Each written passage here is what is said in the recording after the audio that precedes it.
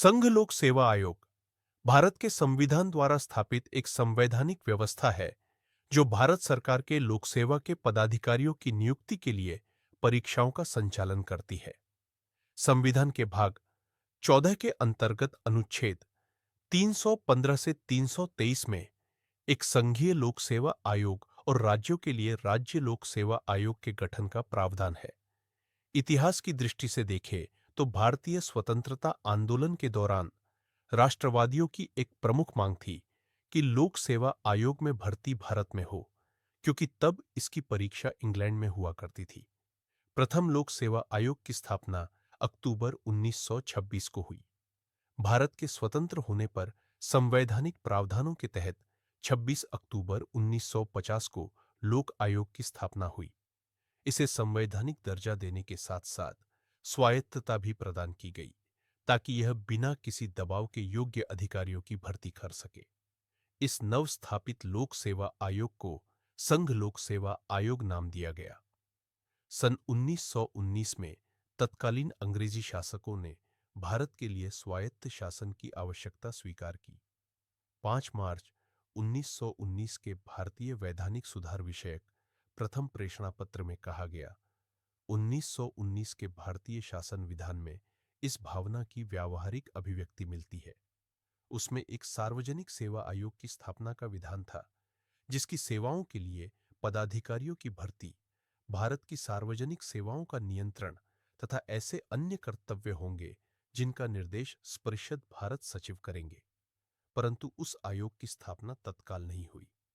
1923 में लॉर्ड ली के नेतृत्व में एक रॉयल कमीशन नियुक्त हुआ, जिसको भारत उच्च सेवाओं के ऊपर विचार एवं विवरण प्रस्तुत करना था। उस कमीशन ने अपने 27 मार्च 1924 के विवरण में तत्काल उस लोक सेवा आयोग की स्थापना की आवश्यकता पर विशेष बल दिया, जिसका 1919 के विधान में संकेत किया गया था। उसका प्रस्ताव था कि उक्त आयोग के निम्नलिखित 4 मुख्य कार्य होंगे। 1. सार्वजनिक सेवाओं के लिए कर्मचारियों की भर्ती। 2. सेवाओं में प्रविष्ट होने वाले व्यक्तियों की योग्यताओं का विधान तथा उचित मान स्थिर करना। 3. सेवाओं के अधिकारों की सुरक्षा करना तथा नियंत्रण एवं अनुशासन की व्यवस्था करना, जो लगभग न्याय विधान की कोटि का कार्य है। 4.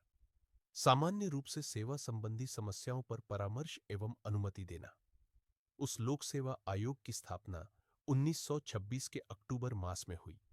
एक नियमावली बनाई गई जिसमें इस बात का विधान था कि अखिल भारत की प्रथम और द्वितीय श्रेणियों की सेवाओं के उन प्रतियोगिता परीक्षाओं के पाठ्यक्रमों के निर्धारण जिनके द्वारा कर्मचारियों का निर्वाचन हो, उक्त सेवाओं के लिए पदोन्नति, अनुशासनीय कार्य, वेतन, भत्ते, पेंशन, प्रोविडेंट फंड एवं पारिवारिक पेंशन विषय आदि मामलों में सरकार उससे परामर्श ले।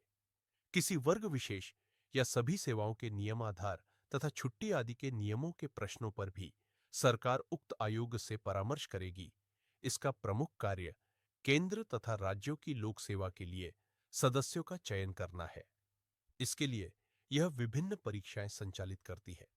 इनमें से प्रमुख है सिविल सेवा, प्रारंभिक परीक्षा मई में, सिविल सेवा प्रधान परीक्षा अक्टूबर-नवंबर में, भारतीय वन सेवा परीक्षा जुलाई में, भारतीय इंजीनियरी सेवा परीक्षा जुलाई में, भूविज्ञानी परीक्षा दिसंबर में, स्पेशल क्लास रेलवे अप्रेंटिसेस परीक्षा अगस्त में, राष्ट्रीय रक्षा अकादमी और नौसेना अकादमी परीक्षा अप्रैल और सितंबर में, सम्मिलित रक्षा सेवा परीक्षा मई और अक्टूबर में, सम्मिलित चिकित्सा सेवा परीक्षा फरवरी में, भारतीय अर्थ सेवा, भारतीय सांख्यिकी सेवा परीक्षा सितंबर में, अनुभाग अधिकारी आशुलिपिक ग्रेड ख ग्रेड 1 सीमित विभागीय प्रतियोगिता परीक्षा दिसंबर में।